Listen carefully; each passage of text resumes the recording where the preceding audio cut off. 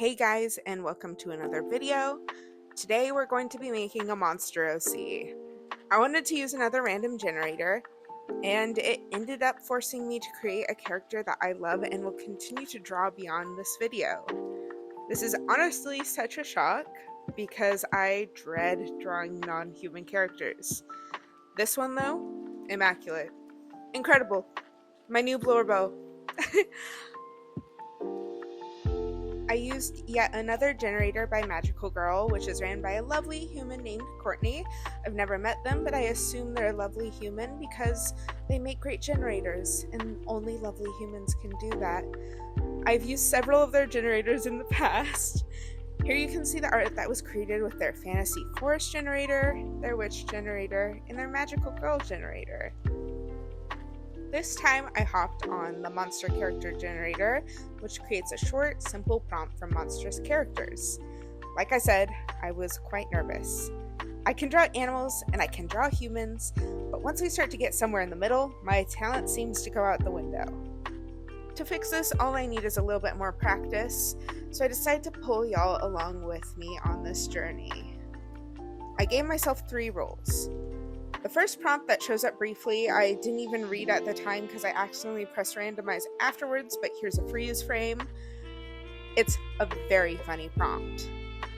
A sinister ice elemental girl that hates iced tea. I honestly might use this for a later character. Ice that hates ice? That's so funny. Also melt ice. The next role was a hyperactive Lamassu girl who likes comics. I had to Google what a Lamassu is. It's of Assyrian origin and is a hybrid between a human, bird, and a bull or lion. I was considering this option as the comic interest sounded fun, but then I rolled this beautiful, beautiful prompt. A spoiled, rotten NB Yeti who likes knitting. You can see how excited I was by this prompt because I shook the mouse very intensely. My iPad has been acting up, so we're going to do the majority of the character design in my sketchbook. First thing I did was write down the prompt. So I got it in my brain and had reference if I forgot any of the aspects, which I often do. Immediately, I felt I needed to sketch out a traditional Yeti. I know Yetis are basically Bigfoot in snow mode, and considering me and my mom are big Bigfoot fans, I was super excited for this prompt. We used to watch Finding Bigfoot all the time when I was younger. In fact, we watched so much of it that this image specifically is burned on the inside of my eyelids. So, getting to design a cousin to the Western Bigfoot was a super exciting process for me. After drawing this more traditional Yeti, I decided to consider more shape language. Of course, I thought of the most iconic Yeti from Monsters, Inc. I played around with his shape, but I ended up landing with a more realistic, lanky build for my Yeti. For some reason, when I think of spoiled rotten, sorry to this demographic, I think of those really tall emo boys. So I'm stealing their body type for my Yeti. While playing around with body types, I sketched this thumbnail that ends up being the final character sketch later on. I enjoyed the concept of a Yeti who knitted something with too long of arms, even for a Yeti. Considering Yetis are pretty tall, anywhere from 6 to 9 feet tall, I can only imagine how much this sweater would swallow a human. I do have a canon height for my Yeti, by the way, and that height is 8 foot 3 inches. Something I was unsure of was how to portray the non-binariness of this character, so I did the only logical thing and gave my Yeti piercings. They have ear piercings and a nose piercing, and I think they're super cute.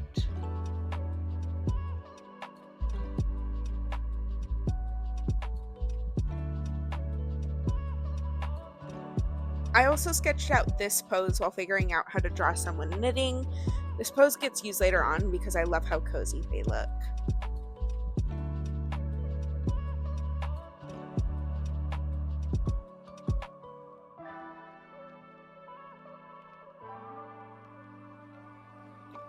I wanted to plan out the colors I was going to use for this character, as well as figure out how to paint a knitted sweater.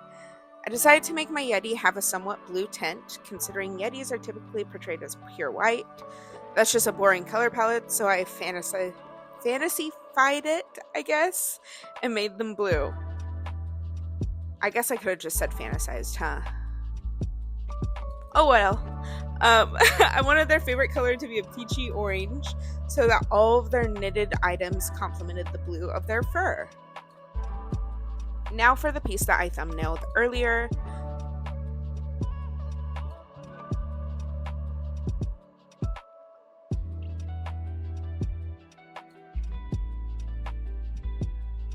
I sketched it out very lightly in pencil and then ended up going up and erasing most of that just to give it a ghostly sketch effect.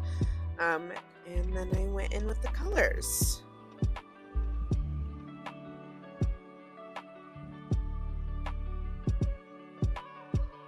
Although my test colors were done in watercolor, I decided to do this piece in my jelly gouache. I was able to color match pretty easily, so it wasn't a big deal switching mediums. I did make one mistake, which was trying to add this creamy white color as a highlight. Luckily, I was able to apply some water and remove it mostly and paint over it. Oh, the joy of water-soluble opaque mediums such as this gouache.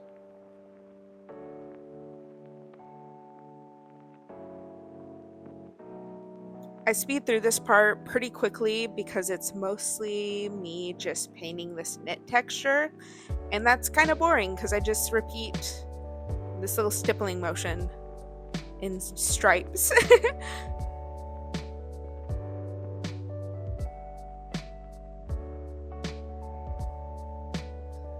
I did some extra work on this spread after turning the camera off, just adding some pen sketches of a ball of yarn and knitting needles, as well as the name of this character and their pronouns.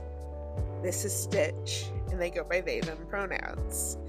My little NB Yeti who's spoiled rotten and loves to knit.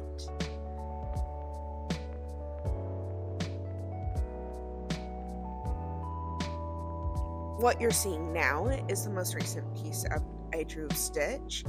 I have to admit, I've gone a little bit feral for them. They're such a cutie, and I love that they love to knit. It's so wholesome. So I wanted to draw them being cute in a scarf. This piece ended up reminding me so much of those douchey band people from the early 2010s. I'm really leaning into that spoiled rotten linky emo kid vibe. I used a newish brush set, or at least new to me. I did buy it a while back, but I barely ever use it. But every time I do, I love how it looks so much.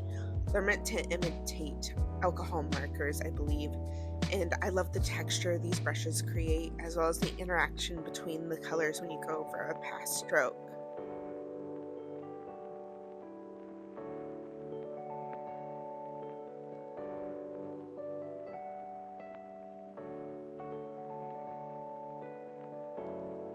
I ended up adding a white outline to this piece and the next one to give them almost a sticker vibe. So here's this piece finished. I'm really happy with how it turned out. They definitely have a cool vibe that I wanted to give them, and they do look a little bit spoiled rotten, so I'm getting it down. Now onto that cozy pose I sketched earlier. I reworked it a bit and decided to do it digitally while my iPad was still cooperating. I love how this pose turned out, and their facial expression is just too damn cute. They're focused real hard on knitting. This piece was actually done before the one you just saw a little bit ago, so this was me experimenting with those brushes for the first time with this character. I really enjoyed rendering the knitted pieces in this one. I liked how I ended up shortcutting the knit texture, just some textured stripes.